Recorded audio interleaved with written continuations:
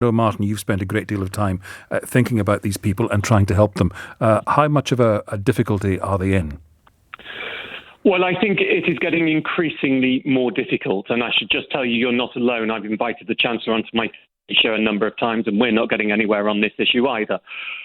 But look, when we first got the job retention scheme, followed not too long afterwards by the self-employment income support scheme, I was asked at the time what grade I would give the Chancellor for what he had done. And at the time, I gave it an A-. I thought it was a radical, bold intervention, rewriting decades' worth of policy in days. But I also said the real judgment will be that when we see the cracks in the system, and it was inevitable there would be cracks, I don't blame them for missing things out in the few days that they had to come up with a system. It's how they would deal with the cracks that would really be the point of judgment. And now those cracks are fissures. The Treasury Select Committee says 1 million people affected. I think that number is bigger. The Chancellor called me out on it on the Andrew Marr show when it was put to him the possible 3 million excluded, and he said he quibbled with the figure, which is fine. But then I would ask the Chancellor, then come on, you've got the Treasury resources. Let's find out exactly how many people have been excluded from help. And, you know, you've got to look when you get to the granularity of this, you gave an interesting list. But, you know, there's lots of things that on the surface look that it's limited, but it's bigger. So you said people who've set up self-employment in the last year. Well, let's just play that one out as an example. What you had to do is file a tax return for the 2018-19 tax year. So you have had to have been self-employed in the 2018-19 tax year. But you also have to have over 50% of your income in that year coming from self-employment. So pretty much that means anyone who started a job after halfway through that year has very little chance of fulfilling it. So we're talking actually anyone who started self-employment in the last 20 months isn't covered by this. Also talking those people whose employers just decided not to furlough them because it was too much hassle, or because of the simple fact that they would be accruing holiday, which was the only cost to furlough for employers, a few extra days of holiday accrual. But we gave it to the employers to be the gatekeepers to the welfare system. Some employers did it and some didn't.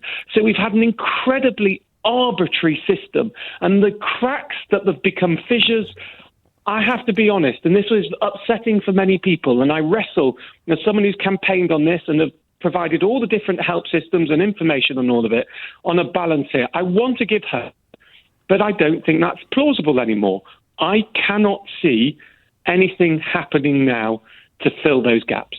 So where do people turn? Well, I mean, there are things people can and should try, even though they don't like them.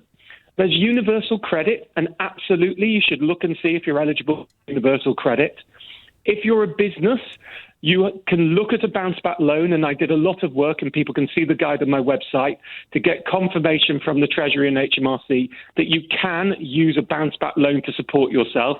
Exactly how you get the money out depends on which type of business you are and what the criteria are. So you could get a bounce-back, which is interest and payment free for the first year, and then a low rate of interest after that for the remaining 5 years. Of course, if that was me, it would stick in my craw that other people are being given grants and I have to take a loan. But we're not at that point. We're talking survival now. So if you need the bounce back loan, take the bounce back loan. If you need universal credit, which is another way of getting it, says state support, and of course that's not repairable, take the universal credit. Those are the things that are available. But even with those, if you didn't have a bank account, getting a bounce-back loan is a nightmare. We're producing our survey results on it tomorrow, and it doesn't look good for people who had new bank accounts. And there are people who aren't eligible for universal credit for many reasons. There are people who fall through the cracks in the fissures as well. And what do? Well, I don't know. There's a text from Alice in Wiltshire who says, can you ask Martin why he thinks this government doesn't think I'm worth supporting during the shutdown, which will be 4 months for me and my small business after 52 years a taxpayer since the age of 16 and 27 years in business, generating over £1 million in VAT and over 100,000 in corporation tax. Plus, I was employing up to 5 people in my beauty salon at its height a few years ago. Some of this was different. Some of it, the not supporting limited company directors was clearly deliberate from the statement that was made in the very beginning, that the Chancellor did not see that as something he was going to support. And in fact, at the same time, he said, we will need to look at changing the way that people are taxed, which is quite interesting because that's the type of thing you say when you say, we're going to help you, but afterwards we'll look at changing the tax. But actually to say that when you're not helping people struck me as rather odd at the time. Some of it was one thing's either accidental or just a bit difficult. So this is the classic one for people not being able to get their self-employment returns in later, or, there's an argument that paying people dividends wouldn't have been practicable, but they've had time to fix that. I think a lot of it was about momentum. They put the schemes in, they got plaudits for the schemes, that supported a lot of people. And, an uncharitable reading of this, and I don't know this isn't the conversations I've had have been about practical support, and the government has been receptive at pushing the guidelines. It's never been receptive at changing deliberate policy. I think there's something that you look at this and say, perhaps the concept here was these support schemes were put in place to rescue the economy.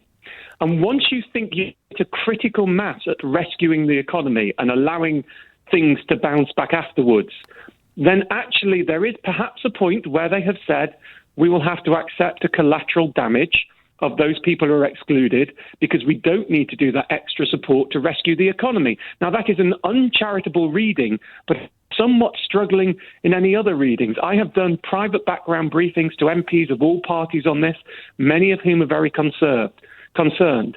But we see an absolute rigidity from the government of the money has been paid out and nothing more is going to change.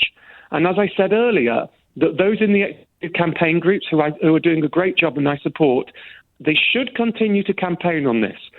But at the same time, they need to hope for the best, but absolutely plan for the worst, and there is no change, because I'm afraid no change now